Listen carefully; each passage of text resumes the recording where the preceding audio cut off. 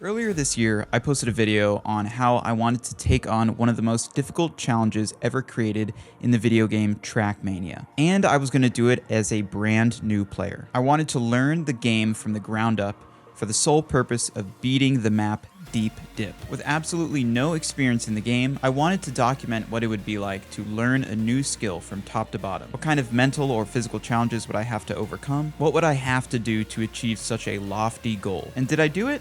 Well, no. But let me explain why, because there is a very specific reason that I didn't end up completing this challenge. So if you're a beginner Trackmania player, I hope this video can be a little window into what you can expect from Trackmania's hardest maps. And if you're a pro Trackmania player, do stick around, because I think there's some stuff that I haven't seen any other player do that you might find interesting. If you don't know, Trackmania is a very popular racing game. There's a sort of campaign where you can play developer-made maps, but the real fun is with the community-made maps. A community that is massive, where streamers and casual players alike compete almost every day in Cup of the Day challenges. It even has its own esports scene. Now, Deep Dip is a map similar to Fodian games like Getting Over It, Jump King, or Only Up, but essentially with a car, where you have one long vertical level to ascend, and even one mistake could send you all the way back to the bottom. That's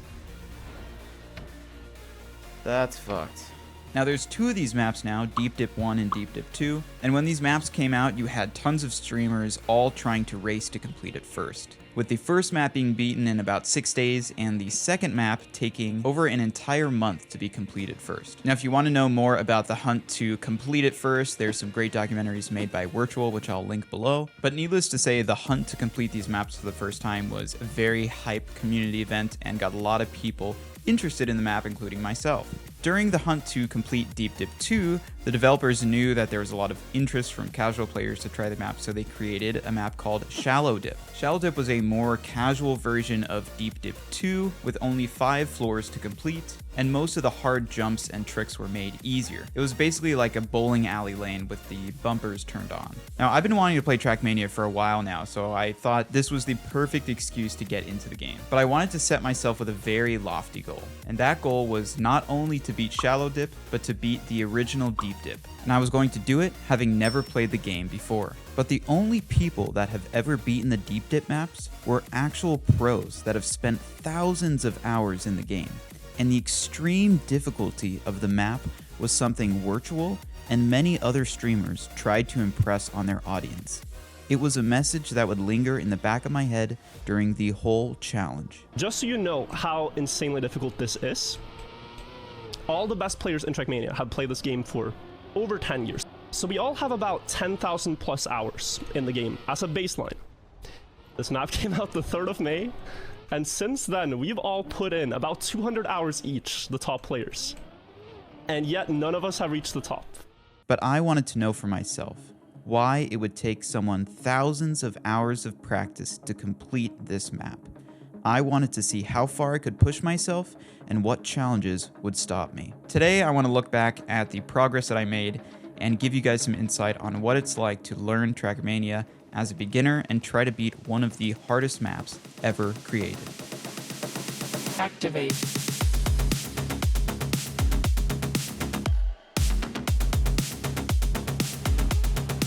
That's bullshit, yeah.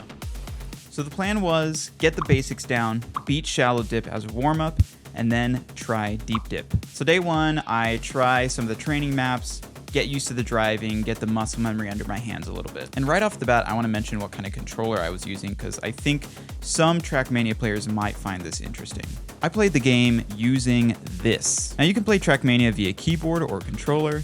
They both have their pros and cons, but the basics are that controller allows you to turn more gradually, since you have all of the micro inputs between full forward and full left, for example. And with keyboard, you can only input full forward or full left.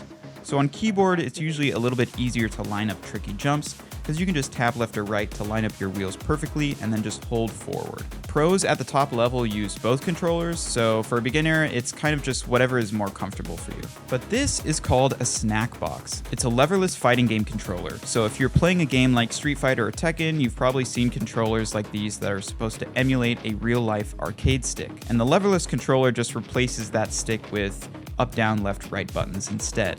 So I wanted to essentially use this as a keyboard since the buttons are bigger, they're much more responsive, and being able to have this on my lap is much more ergonomic. If you're curious how I mapped my buttons out for the game, basically I had my directional inputs, acceleration on my left hand, and then my right hand I could hit the analog brake button, as well as camera positions and action slots. And I feel like it worked really well, it's very easy to use, and I think this would be something that other pro players might want to look into, especially if you have tendinitis issues like myself. But anyways, at the end of day 1, I started playing Shallow Dip, I get through most of floor 0 and 1, and I run into my first big problem, driving on ice. Oh, it's over. Now, the thing that makes Trackmania really unique and sets it apart from other driving games is that it's all about driving on different surfaces. There's 5 in total: road, dirt, grass, ice, and plastic. And each of these surfaces drives differently. They all affect your turning radius, your speed, and your gear changes in various ways. So a map like Deep Dip that contains all surface types will often knowledge check you on how well you know the specific driving mechanics for each surface. Now, Trackmania at a glance is deceptively simple. You only have 4 inputs basically: forward, left, right, and back or brake. Even though the game has very simple controls, the different surfaces really shoot the skill ceiling into the stratosphere. And nothing gets that point across like learning how to drive on ice. It was clear after day 1 that I could not do anything on ice, so the majority of day 2 was focused on learning how to ice slide. Now, ice sliding is really difficult to learn, mostly because it feels extremely unintuitive. In Mario Kart, when you're drifting, if you turn inwards, your car immediately turns, and if you turn outwards, your car mostly stays at that same drift angle or turns slightly. But the point is, when you turn left, your car goes left, and when you turn right, your car goes right. In Trackmania, to ice slide, which is essentially drifting on ice, and we'll use this turn as an example, you have to turn your car 90 degrees left towards the turn, then hold forward and right at the same time, which puts you into the initial ice slide. The tricky part is that you don't change directions to tighten or widen your drift. You can't simply turn left like in Mario Kart to tighten the turn. In fact, if you let go of holding right at any point during the drift, you'll slide out and completely lose control of the car. To tighten your turn angle, you need to tap the brake button. And to widen your turn angle, you need to tap release the acceleration button. And when you want to exit an ice slide and return the car to facing forward, you don't release right, which is very unintuitive, but you instead release forward, which will straighten the car out. Now, it feels great once you get the hang of it, but getting your brain around the concept that left and right do not turn the car during an ice slide, it's forward and back that turn it, is very strange and difficult. And if you watch any part of this video and you're like, that looks really easy, I implore you to download the game. It's free. Go try any of the free ice maps and you'll see exactly what I'm talking about. So day 2 was almost entirely spent on learning how to ice slide. And funnily enough, half of that time I wasn't even doing it correctly because my brake button wasn't correctly mapped to my controller, which someone in chat thankfully pointed out. Oh. Yo. Holy crap. So literally this whole time too, I played all day yesterday thinking I was like, oh, you can tap brake and drift a little bit. And I was just releasing the whole time.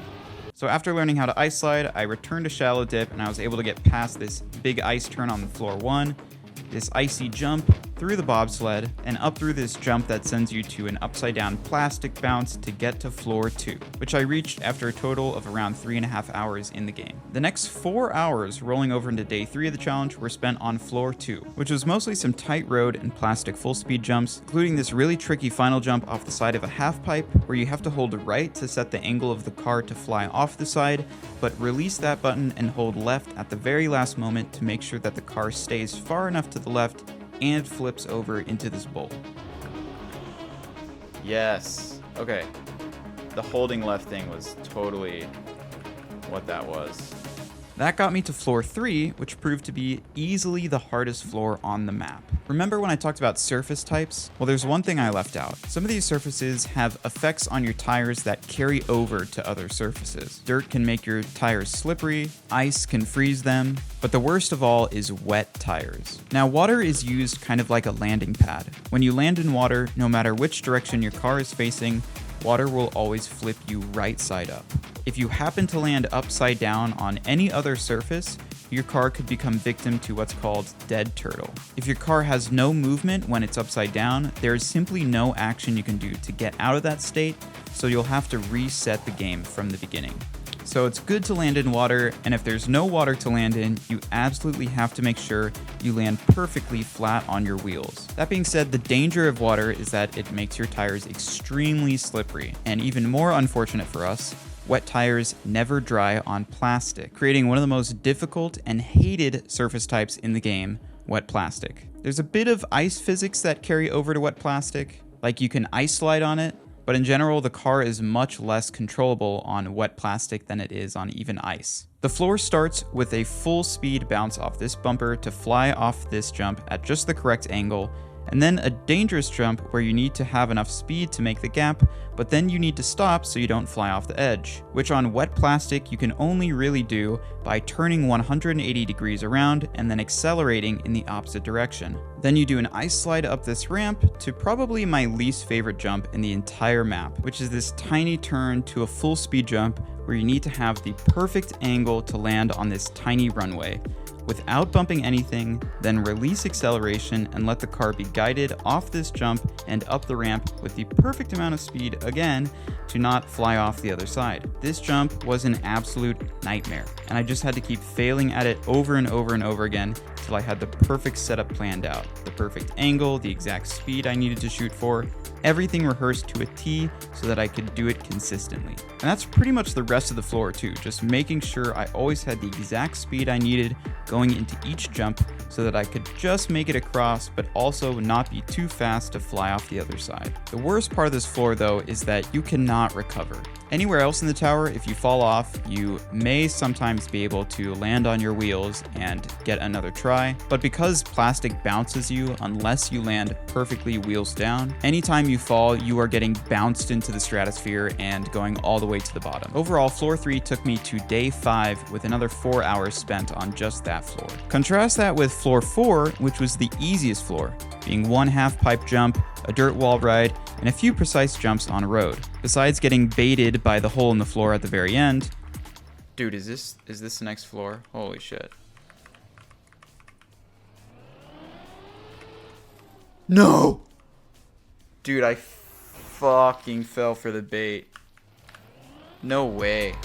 I completed floor 4 in under an hour. However, keep this turn in mind for later. Remember that thing I said about this being the bowling alley with the bumpers on? Well, this turn perfectly exemplifies that. It's a tight turn where you'll need full speed to make the gap at the end, but if you hit these railings on the side at any point, you'll slow down and won't have enough speed. And doing a full speed tight turn like this proved to be very difficult.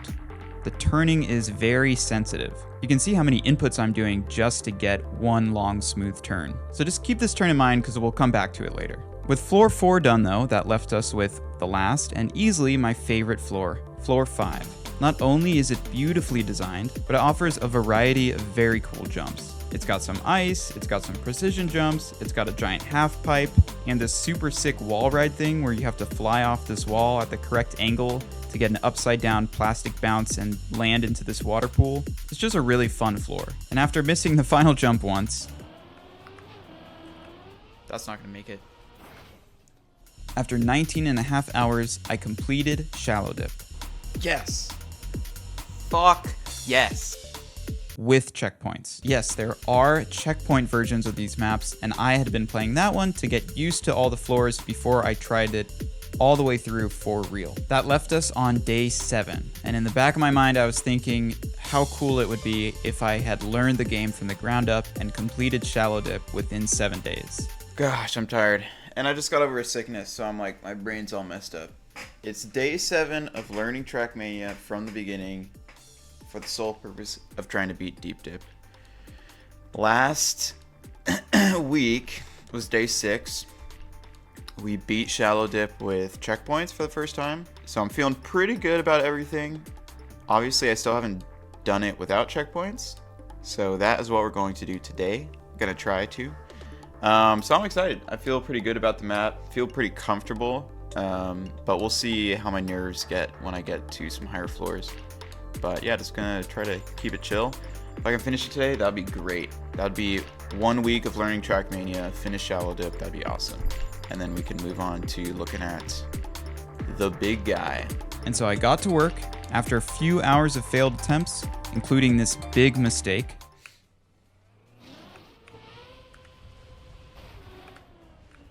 Oh, fuck! God. No way. God. So that was painful, but here's a key thing I realized. Right here, I hit, and look at my reaction. Not only am I frustrated for no reason, but I look away from the screen. I literally take my hands off the controller, and then look at this. This is so savable. So unbelievably savable. I hit here. I could have air braked there. Could have air braked anywhere in this flip. And I probably could have held forward on landing here and not turtled and had another good try at 4-5. So this is a good reminder that I need to continue to stay focused, especially on maps like these, because that high up, I mean, that's like 20-30 minutes of driving, maybe, potentially, of stress and driving, and it could have been over then, and it wasn't because I let my frustration get the best of me. So we're gonna try to avoid that. I turned my camera and mic off to focus and got the run.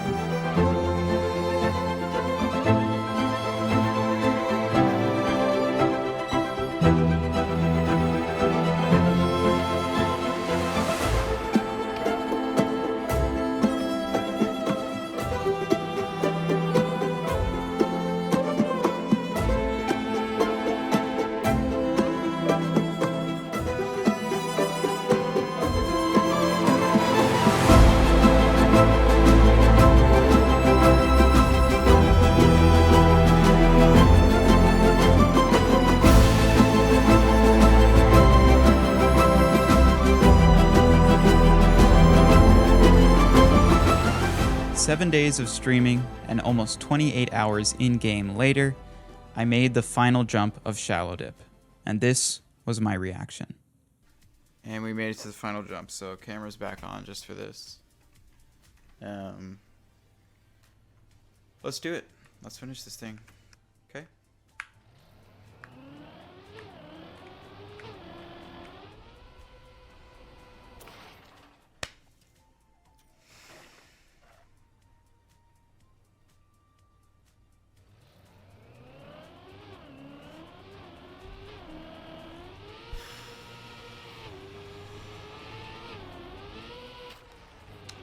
Now, don't get me wrong. In retrospect, I am very proud of the fact that I learned this game from the ground up for the first time ever, and I was able to beat a very difficult map in just 7 days. But you have to understand, the nature of a challenge like this, the constant repetition, the constant failure, focusing so much so that every input, every reaction, everything is rehearsed and methodical. It takes all your energy to remain calm and composed, not let the nerves get to you. And sometimes, at the end of it all, the only thing left is pure relief that it's over.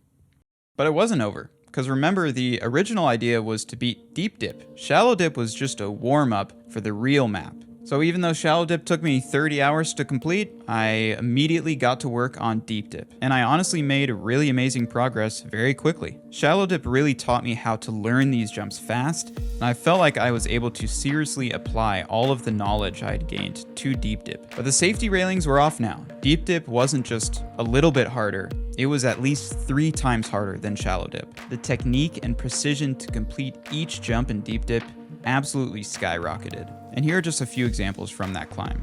This dirt booster, which you have to drive backwards and be in a drift the whole time to maintain enough speed to make it through this tiny bridge and over the gap. This entire floor that is all tiny platforms with extremely precise jumps and turns. This floor where you have to do several half-pipe jumps and have the perfect angle to do a full barrel roll and land wheels down. This plastic booster floor that's a series of precise booster jumps to tiny landings. Or this very extremely angle-specific dirt wall ride. Despite all that though, and with the help of checkpoints, I was able to climb all the way to floor 6, almost half of the tower, in just under 5 hours. I was feeling positive, motivated, and ready to keep climbing. It felt like for a second that this challenge was actually possible. And then I started driving floor 6. Floor 6 is considered the hardest floor in Deep Dip, and for good reason. The entire floor is essentially only 3 full speed jumps. How could 3 jumps be that hard? Well, to put it in perspective, I only got to try 2 of those jumps, and I spent almost the exact same amount of time trying those 2 jumps that I did for the entirety of the other 6 floors that I had already climbed. And it wasn't that I didn't understand how to do these jumps, it was purely on a technique basis. Remember that turn in Shallow Dip I told you to remember? Each of the 3 full speed jumps started with a very tight runway of turns, just like the one in Shallow Dip, but with no rails. You absolutely needed to be going full speed the whole time to make the jump at the end, but if any of your wheels even clips the edge of the block, you will lose speed or fall off.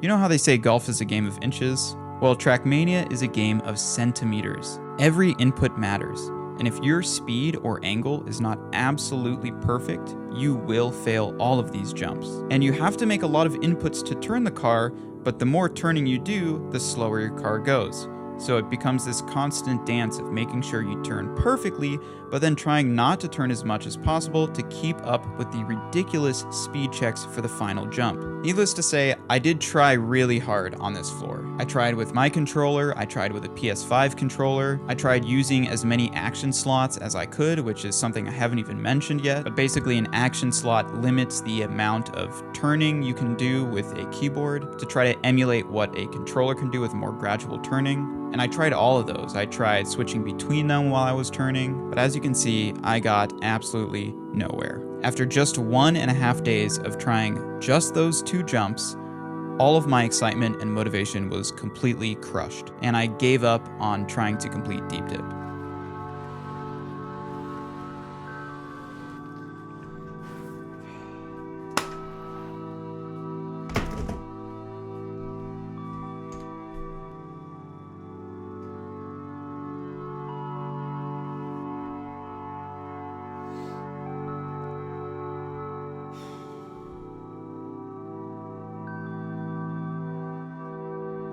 And this is where Virtual's words came flooding back into my head. And what I believe he meant by it taking thousands of hours was not that it would take thousands of hours to learn how the game works, or thousands of hours to complete Deep Dip the map, but it takes thousands of hours of playing this game in general, of having the muscle memory of thousands and thousands of turns just like this. Having the comfortability to use whatever controller you're using or action slots or whatever, where driving something like this is not only doable, but consistent. And having this whole journey end with me not being able to make a turn seems silly, but I think it perfectly sums up what Trackmania is. A deceptively simple game where mastering the car's movements, something as simple as even turning the car, can have you sinking in thousands of hours into this game. Trackmania truly is an amazing game that is so approachable with its simple controls, and yet so insanely hard to master. And that's why it's popular, because it has this depth to the gameplay that not a lot of other games have. I have the utmost respect for the pros that play this game at a competitive level, and anyone who has completed these maps. If you think anything of what I've shown you is easy,